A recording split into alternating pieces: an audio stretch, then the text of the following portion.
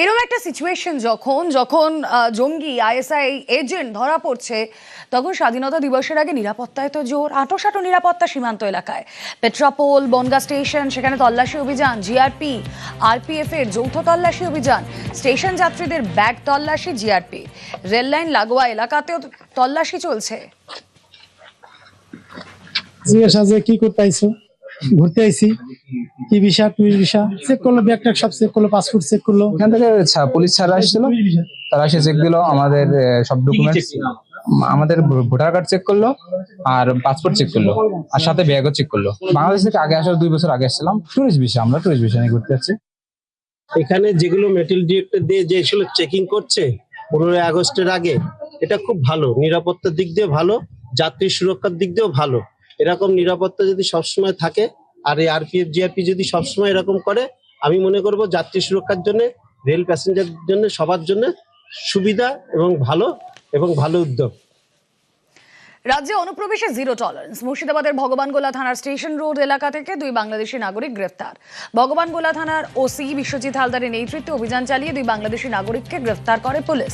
ধৃতদের হোল্ডিং সেন্টারে পাঠিয়েছে পুলিশ।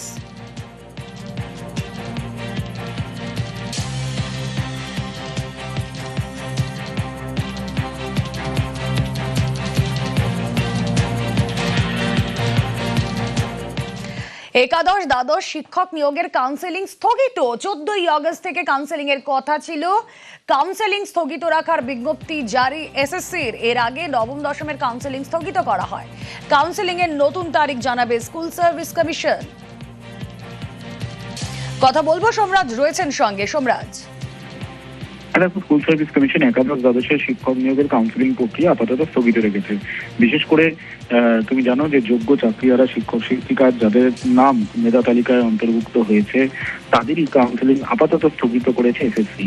কারণ হিসেবে মনে করা হচ্ছে ওবিসি সংরক্ষণ নীতি নিয়ে এসএসসি যেহেতু আইনজীবীদের মতামত নিচ্ছে, সেই কারণেই এই কাউন্সিলিং প্রক্রিয়া স্থগিত করা হয়েছে। আগামী 14ই আগস্ট থেকে একাদশ দ্বাদশের শিক্ষক নিয়োগের কাউন্সিলিং প্রক্রিয়া শুরু হওয়ার কথা ছিল। গত 4 আগস্ট এসএসসি বিজ্ঞপ্তি দিয়েছিল, যেখানে জানিয়েছিল যে 14ই আগস্ট থেকেই মেধা তালিকায় থাকা সফল প্রার্থীদের এসএসসি কাউন্সিলিং করবে। কিন্তু এবার বিজ্ঞপ্তি দিয়ে এসএসসি জানালো যে পরবর্তী নির্দেশ না হওয়া পর্যন্ত আপাতত কাউন্সিলিং প্রক্রিয়া স্থগিত হয়েছে। ফলত একাদশ দ্বাদশের যারা মেধা তালিকায় যারা প্যানেলভুক্ত প্রার্থী, তাদের আপাতত নিয়োগ প্রক্রিয়া থমকে গেল বলে মনে করা হচ্ছে। যদিও গতকালই স্কুল সার্ভিস কমিশনের ভারপ্রাপ্ত চেয়ারম্যান দুষ্মন নারিয়ালা জানিয়েছিলেন যে এই ওবিসি সংরক্ষণ নিয়ে তারা আইনজীবীদের মতামত নিচ্ছে এবং নির্দিষ্ট সময় সেই বিষয় সম্পর্কে তারা তাদের অবস্থান জানাবে। ফলত মনে করা হচ্ছে সেই কারণেই এসএসসির তরফে এই কাউন্সিলিং প্রক্রিয়া স্থগিত রাখার সিদ্ধান্ত নেওয়া হয়েছে। ওকে।